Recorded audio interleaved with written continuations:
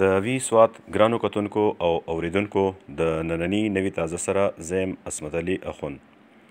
د مرغزار اسلامپور خلک د ترانسفارمر د خرابۍ له وجې سړک ته په احتجاج راوتلی او سړک یې د ټریفک دپاره بند کړی دی.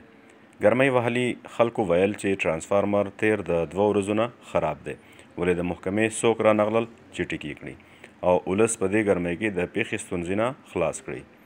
په ټولنیزو رسنیو د ملکڼ د ولس له طرف نه یو ویډیو وایرل شوې ده چې تیر ایم پی ای شکیل خان د نورو نه سوګند اخلي چې چاته هم د چاردیوارۍ تقدس په عمل کولو اجازت به نه ورکوو. که چیرې داسې چا هم کوله ټول به مشترک د هغوی کور ته ورننوځو. دوی ویل چې سیکیورټي ادارو ته هیڅ اختیار نه دی حاصل چې د چا کور ته ورننوځي. ولاړو خلکو هم په چغه سوګند ورکړو چې د غیر قانوني هر قسمه کار یا کاروایي خلاف یو. موږ چاته هم په خپلو کورونو د ننوتلو اجازت نشو ورکولی. که چیرې څوک غیر قانوني کار کوي او پولیس د هغه په کور چاپه اچوي نو کورونو ته دې نه ورننوځي. هغه کس دې نیسي چې څوک غیر آئیني یا غیر قانوني کار کوي. د کورونو تقدس دې وساتل شي. د سوات سیول ډیفنس د اختر چوټیانې د ټریفک پولیس سره اوږه په اوږه تیروي او په سړکونو فرایض ورکوي. نن د بلوګرام په چوک کې هم د ټریفک روانۍ دپاره دغه زلمو خپل اختر په سړک تیرول بهتر ګڼلی چې خلکو ته تکلیف نه او ټریفک روان وي.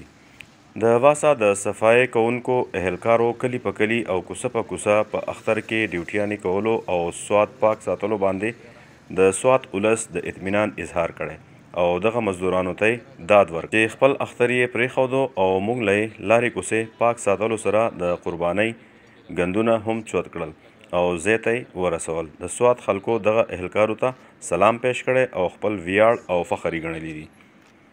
سوات ته د اختر کې هم میلمانه د نیش برابر دي. د بحرین کالام د سړک د خرابۍ د وجې سیلانیان د تیر اختر په شان نه دي راغلي. سخال خال د ملک د مختلفو برخو او مقامی یا خواوشه علاقو خلک زیات لیدلی کیږي چې د ملم جبې، مرغزار، سنگر او ګبین جبې مخه یې کړې ده.